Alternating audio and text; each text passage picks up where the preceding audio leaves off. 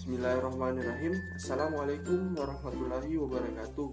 Perkenalkan, nama saya Muhammad Rasi, NPM 19401020060, jurusan Manajemen Sumber Daya Perairan, Fakultas Perikanan dan Ilmu Kelautan, Universitas Borneo Tarakan. Di sini saya akan membuat video untuk MK Ekologi Perairan. Di sini saya akan menjelaskan tentang biogeokimia.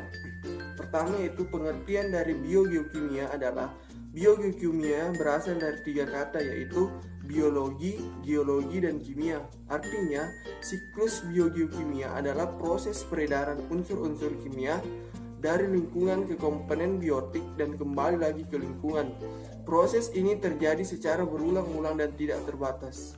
Dalam menjelaskan pengertian dari biogeokimia, kemudian saya akan menjelaskan tentang siklus dari biogeokimia. Siklus biogeokimia terdapat 4. Yang pertama yaitu siklus air.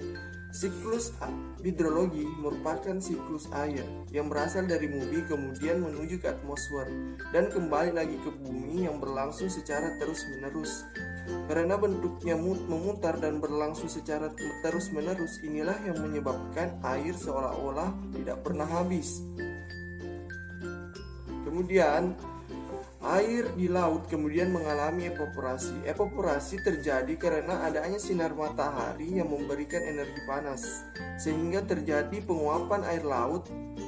Pada proses evaporasi terjadi perubahan bentuk air yang awalnya cair menjadi uap air. Uap air ini lama-kelamaan akan berkondensasi membentuk awan.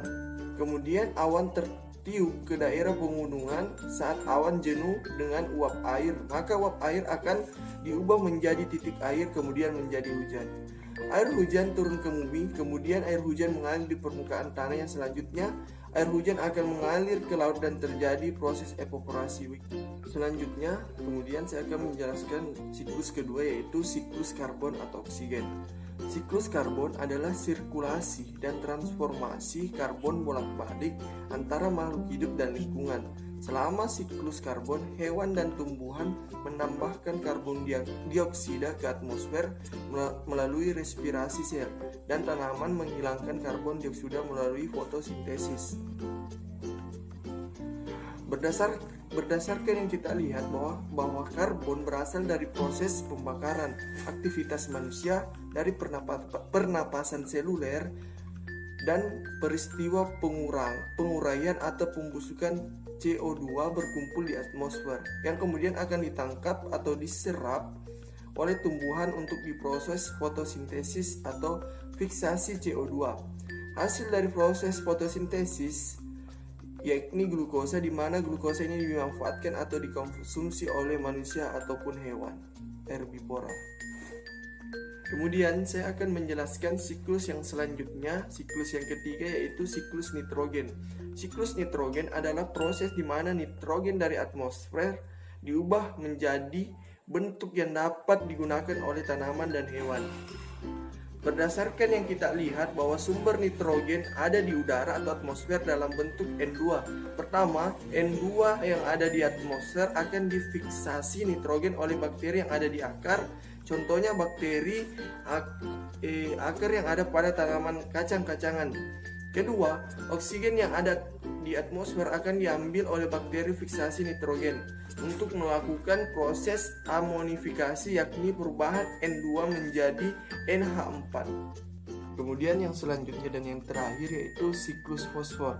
Siklus fosfor dapat didefinisikan sebagai siklus biogeokimia yang memberikan gambaran tentang pergerakan fosfor dengan bidang ekosistem melalui litosfer dan hidrosfer, termasuk juga biosfer.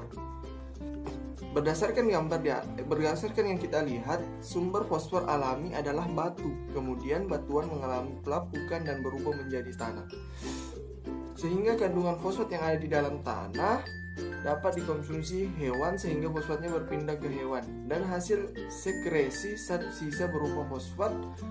Zat sisanya ini kemudian kembali ke dalam tanah yang nantinya akan terbawa ke laut. Selanjutnya akan mengalami pembatuan atau terjadi proses sedimentasi di laut. Lama-kelamaan batuannya terangkat menjadi batuan yang ada di bumi yang nantinya akan mengalami pelapukan kembali. Kemudian terakhir saya akan menjelaskan tentang bagaimana sih penerapan tentang biogeokimia.